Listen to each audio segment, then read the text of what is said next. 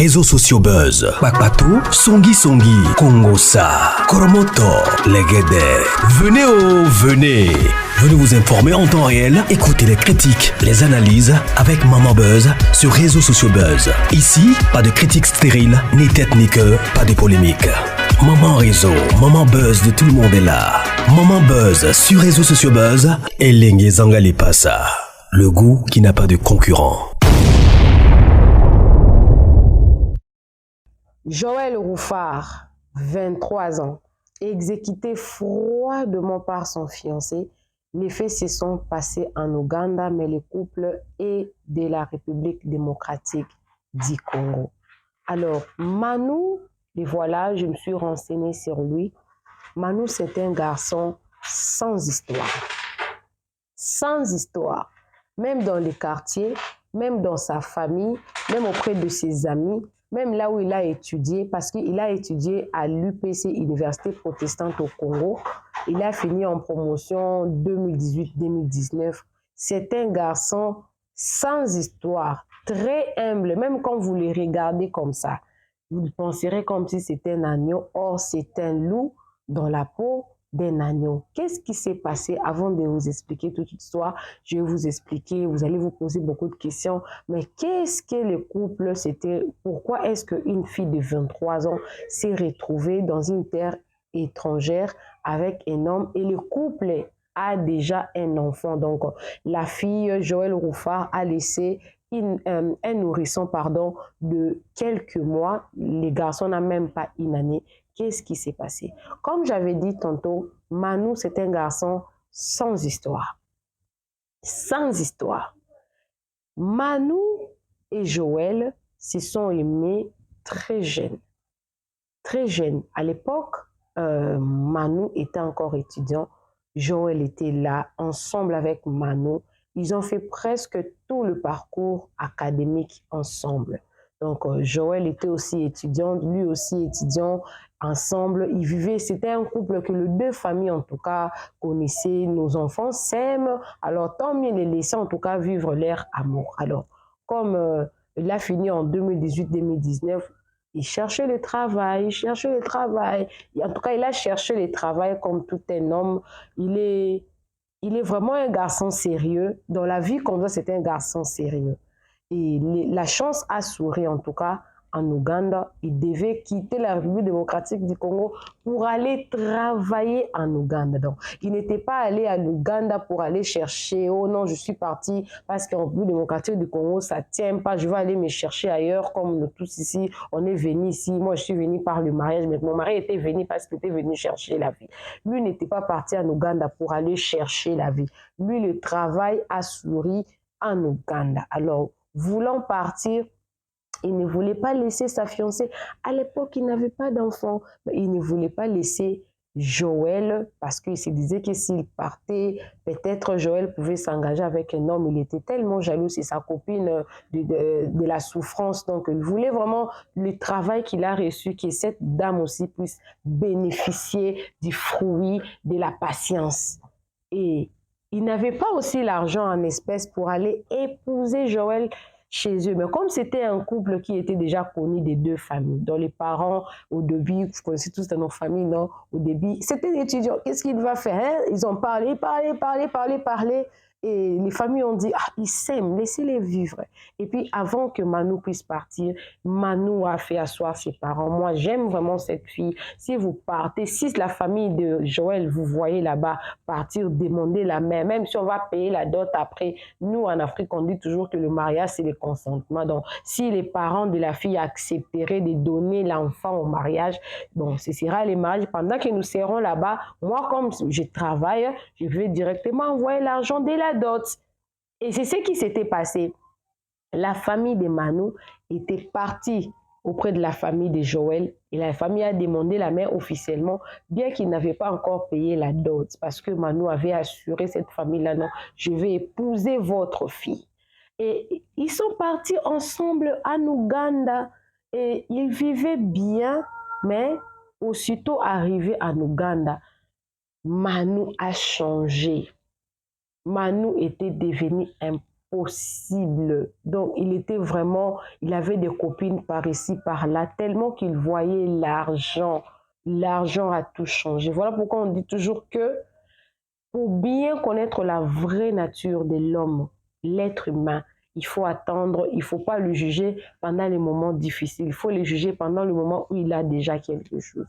Donc Manu a complètement, les garçons sérieux là qu'on le connaissait, les garçons sans histoire est devenu des garçons avec histoire. Il avait des copines par ici, par là. Donc Joël ne pouvait pas dormir dans la maison, on pouvait dormir comme ça, les appels entrant, des messages, n'en parlons pas. Mais malgré cela, Joël avait accepté de vivre dans ces conditions-là. Oh, c'est mon chéri, nous avons commencé depuis les pays. Et avant de partir, il a voulu assez que je puisse venir avec lui. Bon, je commence à me poser la question, c'est de l'amour ou c'est de l'obsession? Je ne sais pas, je suis un peu au milieu là parce que je me dis, si réellement le monsieur là, Manu, a aimé Joël, pourquoi elle a encore trouvé ailleurs? Pas une seule, pas deux, plusieurs. Vous voyez? Donc ça, ce sont des questions que je me suis posées. Alors, elle a vu de toutes les couleurs, mais elle s'est dit, peut-être parce qu'on n'a pas d'enfant, laisse-moi lui donner un enfant, comme ça, peut-être il verra la responsabilité qu'il a maintenant d'un enfant. L'erreur que nous, les filles, nous ne devons pas faire, donner à un homme un enfant, pensant qu'en lui donnant un enfant, il pourra se calmer. Joël a accouché d'un garçon de quelques mois, mais Manu n'avait pas arrêté d'être par ici, par là, par ici, par là. Les gens se posent des questions. Est-ce qu'il n'avait pas touché aux loges? Ce ne sont pas de sacrifices. On ne sait pas. Alors, selon le témoignage de ce que nous avons réussi, parce que nous sommes des médias, quand on voit des choses comme ça, on entre en contact avec des personnes proches et la personne qui m'a renseigné, c'est elle qui m'a donné la version des faits que je vais vous raconter maintenant. Alors, Joël était décédé l'avant-hier, donc le mardi. Il était décédé le mardi soir. Le monsieur était rentré du travail. La femme a essayé de toucher son téléphone. En touchant son téléphone, tellement que le monsieur a déjà plusieurs antécédents, beaucoup de choses que le monsieur fait déjà. La femme a encore vu des messages des filles dans le téléphone de son fiancé. Et la fille était devenue directement triste. Alors que quand le mari était rentré du travail, elle était joyeuse. Quand elle a pris son téléphone, je ne sais pas, elle voulait faire quelque chose là, je ne sais pas, elle était joyeuse et tout. Par après, la fille a changé d'humeur. Et tout ce que la fille a vécu là-bas, ce sont les voisins qui ont donné leur version des faits à la famille. Manu était un homme très colérique, alors qu'à Kinshasa, c'était un garçon bien. Ce n'était pas la première fois que Manu levait la main sur Joël. Ce n'était pas la première fois. Ce sont les voisins qui témoignent. Et quand elle est devenue très calme, elle s'est renfermée en elle. D'habitude, quand elle voit des choses comme ça, Manu n'aime pas que Joël puisse parler. Donc, tu commets une bêtise, la femme n'a pas le droit de parler. Parce que là-bas en Ouganda, là, Joël n'avait pas de famille. Même si elle parlait, c'était sa seule famille. Mais elle aussi, elle ne disait rien à ses parents au niveau du Congo là-bas qui regardent. Oui, j'ai suivi cet homme, il m'a pris chez vous et tout, mais regarde ce que je vis ici. Elle n'a jamais donné un mauvais rapport chez les parents. Là, maintenant, j'ai fait appel. Maman, tu vas dans un mariage, tu sens qu'il y a un ça ne va pas. On garde le secret, on est discret des choses qui sont bien. On est discret des choses qui sont positives. Ne soyez pas discret pour couvrir le mal. Le mal, ça ne se couvre pas. C'est l'erreur que Joël avait fait. Elle a couvert son fiancé qui, depuis tout ce temps-là, il faisait violenter. Il avait des violences verbales, il lui parlait mal, il lui manquait du respect. Elle s'y portait. Quand vous la regardez comme ça, elle est une très belle dame. Très belle. Et puis, le monsieur, tellement qu'il a l'habitude de l'insulter selon le propos de la voisine, Manu a commencé à insulter la fille. Tu es toujours comme ça, tu es toujours... Qu'est-ce qui se passe? Pourquoi tu étais joyeux directement, tu as changé de main? Parle, parle, parle, parle, parle. Le monsieur était tellement en train de stimuler Joël à parler. Quand Joël s'est ouvert maintenant pour commencer à parler, elle a commencé à parler, elle disait directement n'importe quoi. Alors Joël ne pouvait pas comprendre que la fille était en train de se défouler. Le monsieur a levé la main sur elle. Le monsieur a commencé à la frapper correctement. Des coups de ventre, des coups de poing, des coups partout. Et les voisins écoutaient parce que je n'habite pas l'Ouganda, mais le voisin est en train de témoigner. Parce que, et peut-être ils n'écoutaient pas le lingala, mais quand les gens se chamaient quelque part et qu'il y a la bagarre quelque part, on sait que il y a la bagarre quelque part, même quand on ne parle pas la langue. Alors, à un moment donné, d'un coup comme ça, il y a eu silence total. Or, pendant que Manu était en train de donner des coups à Joël, Joël était déjà décédé sous les coups. Elle est décédée brusquement. Parce que la dame qui donne la version dit que brusquement, il n'y avait plus de bruit à la maison. Et le nourrisson était en train de dormir dans la chambre. Et le monsieur, quand il a vu que Joël était déjà décédé, qu'est-ce qu'il a fait? Il est parti réveiller le bébé dans la chambre. Il a pris le bébé, il est sorti dehors, il s'est assis dehors.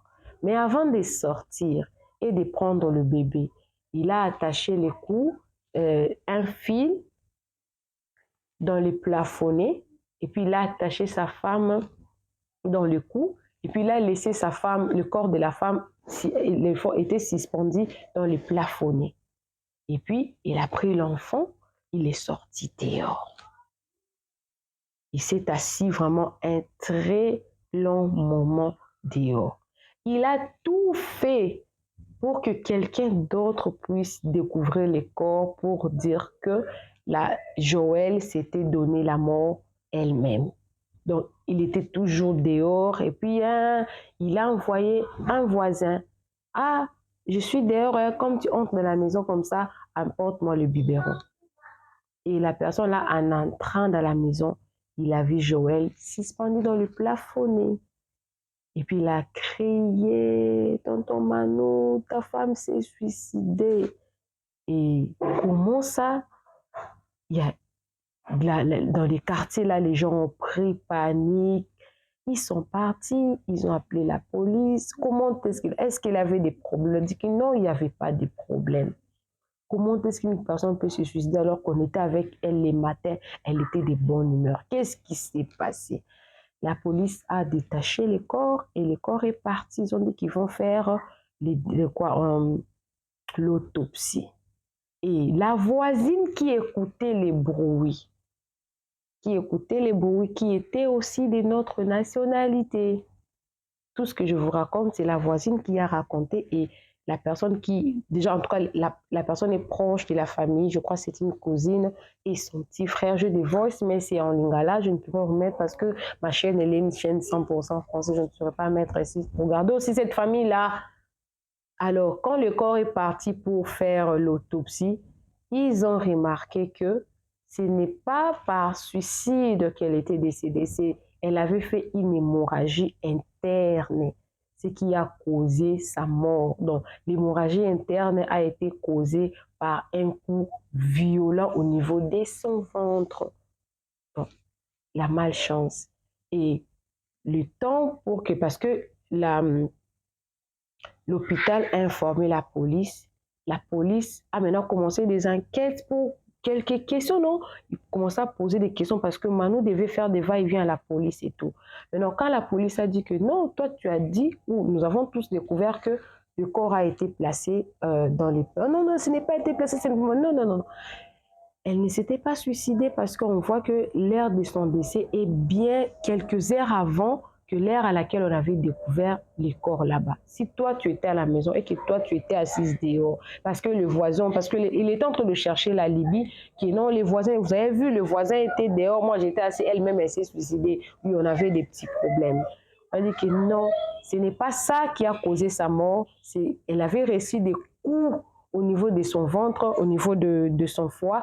Et ces coups-là ont occasionné la perforation vraiment violente de son foie. Et puis, il y a eu l'hémorragie interne. Donc, ne pouvant pas résister à son coup, la dame est déposée et décédée. Et Manu, elle a fait semblant. Ce sont les enquêtes.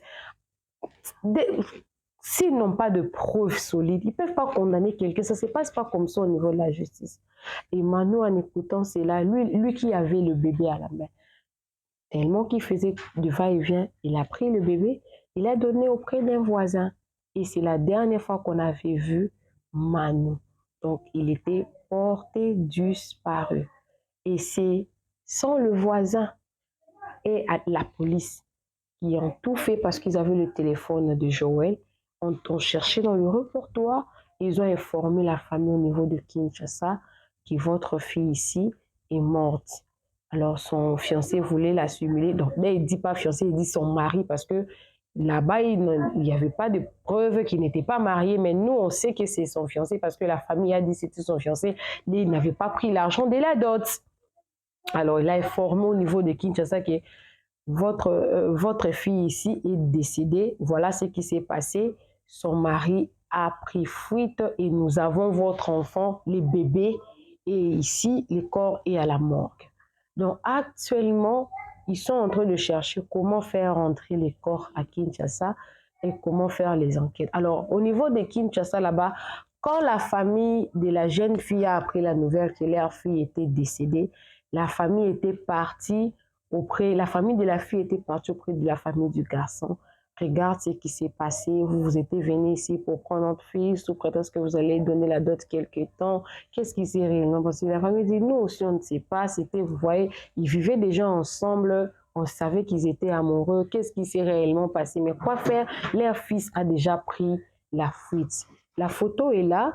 La photo est là. Manu est là. Alors, la justice doit normalement faire son travail. C'était le nom d'une personne. Et la voisine a témoigné parce qu'elle écoutait la langue où le couple était en train de discuter. Alors, l'affaire est au niveau de la police. En tout cas, paix à ton âme, Joël Koufar. C'est seulement l'amour qui t'a amené, en tout cas, dans une terre étrangère. Parce que tu te disais que c'est mon homme, nous avons passé des moments difficiles avec lui, je ne veux pas l'abandonner, je veux s'y porter, on pouvait se chamailler. Je rappelle que dans un couple, il y a les hauts et les bas, mais quand les hauts et les bas deviennent un danger pour toi, ne reste pas là où il y a un danger. Si tu as la capacité de faire changer cette personne-là, tu peux le faire changer. Mais si tu ne peux pas changer cette personne-là, déjà les pervers narcissiques ne changent pas, à moins que ça soit la volonté de Dieu. Mais il arrive aussi des erreurs. Oui, il peut arriver qu'il y ait une erreur entre vous, vous chamaillez, l'autre là, une colère extrême. Par erreur, il a frappé là où il ne fallait pas frapper, mais ce n'est pas dans ses habitudes parce que selon les informations que j'ai reçues, Manu, c'est un garçon problématique. Donc, il n'a pas de problème, mais ils n'ont pas compris comment est-ce que cet incident est venu. Est-ce que les gens, maintenant, beaucoup de questions se posent. Ils ont reçu la version de la voisine, ils se posent aussi beaucoup de questions. Est-ce qu'en voyant également son mari faire des bêtises comme ça, sortir avec des filles par ici, par là, est-ce que Joël était resté concentré ou fidèle à son nom? Point d'interrogation. Qu'est-ce qui s'est réellement passé jusqu'au point où le monsieur se déchaîne et frapperait? Parce que je sais que quand la femme attrape son mari avec un message, soit les maris s'excuse ou commence à demander pardon, soit il se fâche. C'est seulement ces deux réactions-là qui arrivent. Pourquoi il se fâche? Il va se fâcher pour étouffer la bêtise qu'il a commise. Il va s'excuser parce qu'il ne veut pas perdre la personne avec laquelle elle vit. C'est dans les deux sens-là. Mais malheureusement pour Manu, c'était la violence qui s'en est suivie et la mort a suivi après la violence. Apprenez toujours à vous contrôler. La maîtrise de soi est très importante pour tout le sexe, pas seulement un homme, aussi une femme. Nous devons apprendre à nous maîtriser face à une situation qu'on ne peut pas contrôler. Moi, je préfère quand il y a une discussion à la maison et que ça devient intense. La personne qui aura la capacité en tout cas de se déplacer, déplacez-vous pour ne pas perdre le contrôle du vote. Ça arrive à tout le monde, en tout cas, de se fâcher. Alors, actuellement, là, les enquêtes se poursuivent. Ils ont contacté l'ambassade de la RDC au niveau de l'Ouganda là-bas. La famille va descendre, je crois, d'ici la fin de la semaine. Il y a un nourrisson qui est resté sans ses parents. La maman est de la mort, que le papa a pris la fuite. Et la suite de cette histoire, en tout cas, je vais vous la ramener dès que moi aussi, j'ai la suite. Faites attention à vous. Je ne condamne pas les parents de Joël d'avoir laissé leur fille partir avec cet homme parce qu'ils ne pensaient pas que ces drames-là pouvaient arriver. Rien ne nous rassure que si le monsieur avait payé la dot, il n'allait pas toujours la tuer. Généralement, même, on a vu, la fois passée, je vous ai apporté une vidéo ici où il y avait un ex-directeur, un ex-ministre d'hydrocarbures qui avait tué sa femme également par des coups. Il avait épousé cette femme-là d'où il venait, mais elle est venue en République démocratique du Congo. Elle est décédée. Donc, rien ne garantissait en tout cas que si Manu avait épousé Joël, il n'allait pas le tuer parce qu'il avait épousé. Il y a beaucoup de gens qui étaient en train de condamner. Pourquoi la famille a laissé leur fille? Il y a aussi des filles qui se marient à l'âge de 23 ans et qui partent dans une terre étrangère. Ils vivent bien. Il y a aussi des hommes qui font voyager leurs femmes sans pourtant même l'épouser. Il arrive là-bas. Après quelques temps, vous allez voir le monsieur envoie la dot. Ça arrive aussi. Donc, apprenons seulement à nous maîtriser. Ça, c'est le plus important. Paix à ton âme, Joël. Et surtout, nos sincères condoléances à la famille épuisée. Et surtout, vraiment beaucoup de bonheur pour cet ange qui est resté. Je souhaiterais vraiment qu'on puisse retrouver ces Manu. Là, moi, je me suis posé la question en Ouganda, là-bas, il y a beaucoup de frontières qui, s'il réussissait à sortir, il pourrait revoir sa vie ailleurs sans pourtant que la justice soit faite. Les filles, faisons attention à nous. Pensons d'abord à nous. Même les hommes, il faut savoir penser d'abord à nous-mêmes. Ne pense pas au conjoint. Pense à toi-même. Pense à toi-même. Ne reste pas là où tu ne peux pas bien garder ta sécurité. On se retrouve prochainement dans une nouvelle vidéo. Si vous avez 1000 abonnés et 4000 heures, je ne sais pas comment monétiser ta chaîne. En tout cas, n'hésite pas de me contacter. Si tu veux collaborer avec moi à travers un contrat de promotion et de publicité, je serai là, mais aussi un coaching pour faire agrandir ta chaîne. Moi également, je serai là pour vous. On se retrouve prochainement dans une nouvelle vidéo. Que Dieu vous bénisse abondamment. Bisous, bisous. Bye!